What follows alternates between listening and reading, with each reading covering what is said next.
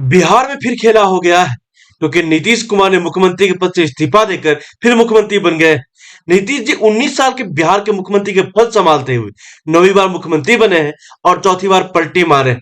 और नीतीश जी के सामने शायद रंग बदलने में गिरगिट भी थक जाए।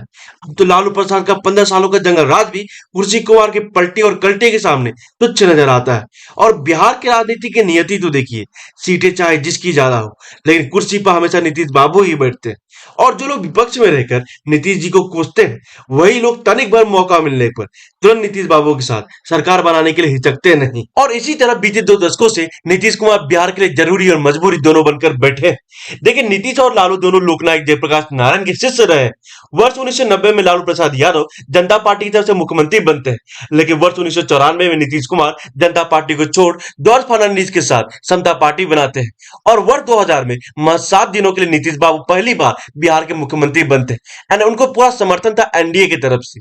फिर वर्ष 2005 में उनकी पार्टी जेडीयू और बीजेपी का अलायंस होता है and as a part of NDA alliance Nitish Kumar वर्ष 2005 में एक बार फिर बिहार के मुख्यमंत्री बनते हैं एंड अगेन वर्ष 2010 में फिर एक बार मुख्यमंत्री पद का शपथ लेते हैं। लेकिन वर्ष 2013 में नीतीश की जेडीयू एनडीए से रिश्ता तोड़, बीजेपी से अलायंस तोड़ कांग्रेस के साथ सरकार बना लेते हैं, क्योंकि उन्हें लगता था कि अगर नरेंद्र मोदी जो है पीएम के कैंडिडेट हो सकते हैं तो मैं क्यों नहीं, पीएम का कैंडिडेट तो मुझे होना चाहिए।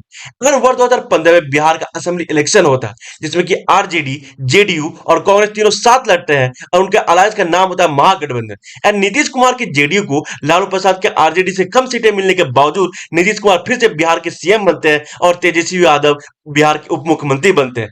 लेकिन वर्ष 2017 में फिर से जेडीयू बीजेपी के साथ हाथ मिलाती है और नीतीश कुमार बिहार के एक बार फिर से मुख्यमंत्री बन जाते हैं और महागठबंधन का दामन छोड़ देते हैं। देखिए, वर्ष 2020 में बिहार का विधानसभा का इलेक्शन होता है और जेडीयू को महज 45 सीटें मिलती, जबकि बीजेपी को टोटल 77 सीटें मिलने के बावजूद नीतीश कुमार फिर से बिहार के मुख्यमंत्री बन जाते हैं। लेकिन वर्ष 2022 आते आते नीतीश कुमार को एक बार फिर से भारत के प्रधानमंत्री बनने की मंशा जाग जाती है और उन्हें पता था कि उनकी यह मंशा एटलीस्ट बीजेपी के साथ तो अलायंस बनकर कंप्लीट नहीं हो सकती।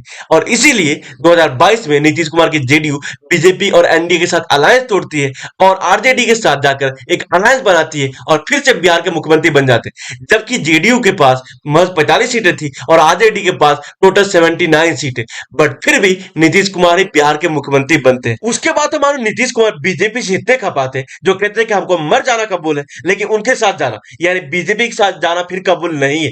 तो वही अमित शाह भी कहते थे कि नीतीश कुमार के लिए बीजेपी के दरवाजे हमेशा हमेशा के लिए बंद हो गया। और बीजेपी के जो बिहार के अध्यक्ष है सम्राट चौधरी, वो तो नीतीश कुमार के बारे में क्या क्या नहीं कहते थे। इवन वो तो ये कहते थे कि मेरे के जो सर पे ये भगवा छापा है ये उसी दिन उतरेगा जिस दिन मैं नीतीश कुमार को उनके कुर्सी से उतार दूंगा। और आज वही सम्राट चौधरी नीतीश कुमार जी के नए सरकार में उप मुख्यमंत्री का शपथ लिए, यानी अब उनके नीचे काम करेंगे। यहाँ तक कि नीतीश कुमार ही वो व्यक्ति थे जिन्होंने ऑपोजिशन ब्लॉक के मेगा अलायंस इंडिया अलायंस का नींव रखा। इवन सभी ऑपोजिशन पार्टीज को एक साथ आने के लिए उन्होंने ही मनाया। बिहार के कैपिटल पटना में इंडिया अलायंस की पहले मीटिंग ऑर्गेनाइज की के लिए बिहार में जातिगत जनगणना करवाया गया। जहां मोदी सरकार नौकरी के लिए ट्रोल होती है, वही नीतीश सरकार ने मत 70 दिनों के भीतर 1,20,000 से ज्यादा टीचर्स को नियुक्त करके बड़ा पॉलिटिकल गेम खेला। बिहार में आरक्षण को 75% तक करने का प्रस्ताव लाकर जाति की राजनीति का बड़ा दाव खेला और उन्हें लगा कि उनके इस मॉडल के कारण इंडिया अलायंस द्वारा उन्हें कन्वेनर या फिर पीएम का चेहरा घोषित कर दिया जाएगा। लेकिन इंडिया अलायंस द्वारा उनको यह जिम्मेदारी नहीं दिया गया। या कई नेताओं को उनके पलटू नीति के बारे में पता था और उन्हें अंदेशा हो गया था और इसीलिए उनको यह जिम्मेदारी नहीं दिया गया। साथ ही तेजस्वी यादव बिहार में हुए जातिगत जनगणना, शिक्षक भर्ती और 75% आरक्षण का खुद क्रेडिट लेने के लिए पोस्टर जारी कर रहे थे। इससे उनकी छवि बढ़ रही थी। इवन आरजेडी ने एक बड़े जेडीयू के नेता के साथ मिलकर जेडीयू को तोड़ने की साजिश रची, इसका भी खबर सामने आया। साथ ही जेडीयू के एमएलए और एमपीज भी नीतीश कुमार को वार्न कर रहे थे कि आरजेडी द्वारा उन्हें प्रेशराइज किया जा रहा है। इवन जेडीयू के जो 16 इलेक्टेड सांसद है वो कह रहे थे अगर हम बीजेपी के साथ लोकसभा चुनाव नहीं लड़ते हैं तो हमारे सांसदों की संख्या 4 से 5 तक ही सिमट कर रह जाएगी। और ये बात सच है कि बीजेपी और एनडीए करंट सिचुएशन में बहुत ही स्ट्रांग लग रहा है और इंडिया अलायंस में से ममता बनर्जी की टीएमसी आम आदमी पार्टी द्वारा निकल जाने के बाद वो काफी वीक दिख रही है और अब नीतीश कुमार की यू टर्न ने उन्हें अब तक का सबसे बड़ा झटका दे दिया है। नीतीश कुमार और तेजस्वी के बीच मनमुटाव चल रहा था, उसके बाद बीजेपी ने नीतीश कुमार को कॉन्टैक्ट किया और जब मोदी गवर्नमेंट ने लोकनायक कर्पूरी ठाकुर जी के लिए भारत रत्न का अनाउंसमेंट किया, जिसके बाद पटना के गांधी मैदान में नीतीश कुमार मोदी जी की तारीफ करते हुए नजर आए और वहीं से साफ हो गया था कि अब पलटूराम फिर पलटेंगे। इवन लालू यादव ने उसके बाद उन्हें कई बार फोन करने की कोशिश किया। इवन आरजेडी के नेताओं ने नीतीश कुमार से मिलने का समय मांगा, लेकिन नीतीश बाबू तो मन बना चुके थे।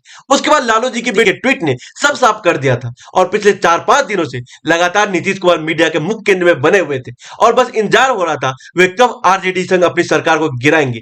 साथ ही उधर लालू प्रसाद यादव और तेजस्वी यादव भी कोशिश कर रहे थे वो किसी तरह सरकार में बने रहे, जिसके लिए उन्होंने जीतन राम मांझी के पास चार विधायक होने के बावजूद उन्हें मुख्यमंत्री और उप मुख्यमंत्री बनने का ऑफर तक दे दिया था। साथ ही लालू और तेजस्वी ने नीतीश कुमार को यहां तक ऑफर दिया कि आप ही मुख्यमंत्री रहिए, उप मुख्यमंत्री भी आपका ही रखिए, हमें कोई मंत्री पद भी नहीं चाहिए, हम आपको बाहर से सपोर्ट देंगे, लेकिन सरकार को मत गिराइए। उन्हें बिहार बीजेपी के कई बड़े नेता इंक्लूडिंग सम्राट चौधरी नीतीश कुमार के साथ फिर जाना नहीं चाहते थे, बट भाजपा आला कमान ने सबको मनाया। इवन चिराग पासवान जिनके पास एक भी एमएलए नहीं है, उन्हें बीजेपी ने मंत्री पद ऑफर किया और बीजेपी ये सब किया लोकसभा चुनाव के लिए, ताकि एनडीए फिर से 2019 वाला बिहार में 40 में से 39 सीटें जीत सके। एंड फाइनली नीतीश कुमार ने 27 जनवरी को सुबह राज्यपाल को अपना त्यागपत्र सौंपा and with in 1 hour BJP और हम के साथ सरकार बनाने के लिए दावा लेकर राज्यपाल के पास आ गए। और नीतीश कुमार मीडिया के सामने आकर कहते हैं कि हम एनडीए के थे और फिर एनडीए में शामिल हो गए, और इस बार फिर मुख्यमंत्री का शपथ लेते हुए नीतीश कुमार 9वीं बार शपथ लिया एंड